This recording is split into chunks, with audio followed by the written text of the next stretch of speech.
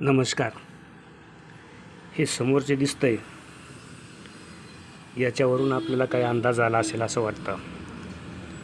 तर या सगळ्या वस्तूपासून मी आज सोयाबीनचा छानपैकी पुलाव तयार करणार आहे. हे आहेत सोयाबीनचे सांडगे. एक 10 मिनिट पाण्यात गार भिजवले. हे अशा पद्धतीनं चोपड झालेले आहेत. 2-3 पाण्यानं धुतल्यानंतर मी याला नंतर मीठ, हळद आणि गरम मसाला चोळून बाजूला करणार आहे आणि नंतर पुढचं साहित्य तयार करण्यासाठी तिकडे वळणार आहे. आज परफेक्ट पद्धतीनं 2 माणसाला पुरेल एवढा सोया पुलाव तयार करायचा आहे.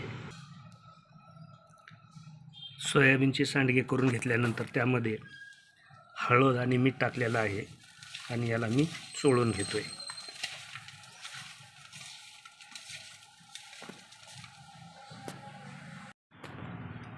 हा कांदा आणि हिरवी मिरची आता चिरून घेतोय. हे सगळं फोडणीचं साहित्य आहे. हे आहे स्टारफूल, हिरवी विलायची, मिरे, जंगली विलायची, हे लवंग, शहाजिरे, हे मिरे, दालचिनी, हिरवी मिरची आणि कांदा. एवढेच हे सगळं साहित्य वापरून सोया पुलाव तयार करायचा आहे. या ठिकाणी पातेलं ठेवलं, त्याच्यामध्ये तेल टाकलं.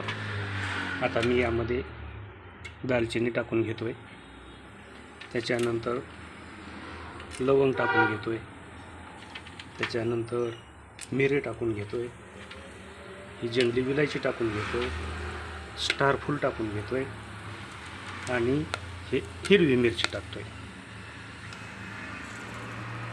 आता ह्यामध्ये कांदा टाकतोय, त्यासोबतच हिरवी मिरची टाकतोय.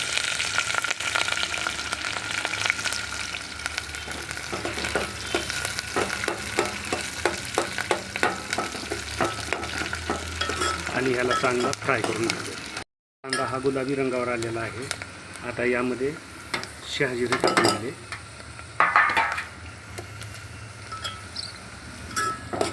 हे थोडं फ्राय करून घेतोय.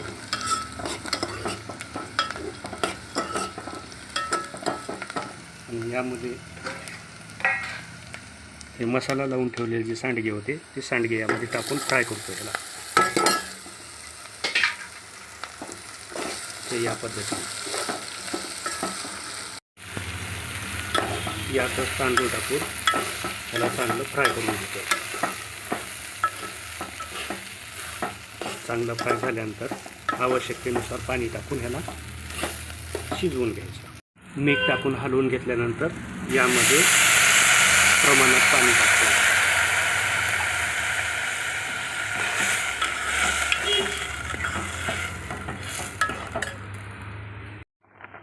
इकडं भात शिजतोय तोपर्यंत चिंच आणि गूळ भिजायला टाकलं होतं. याचं काय झालं ते बघायचं आहे. गूळ तर बऱ्यापैकी विरघळलेला आहे, क्वचितमध्ये खड्या आहेत.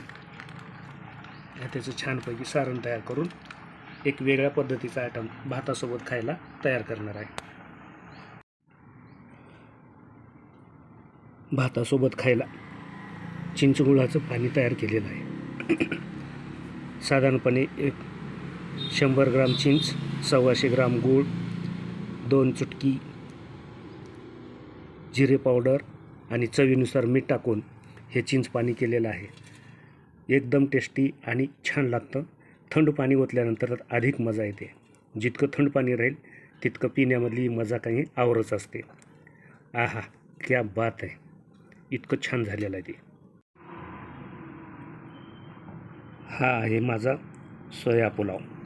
एकदम मस्त, झकास आणि एकदम चविष्ट. कोणी याला मटण म्हणेल, कोणी आणखी काय म्हणेल, पण हा आहे सोयाबीनचा पुलाव मिलमेकरपासून बनवलेला.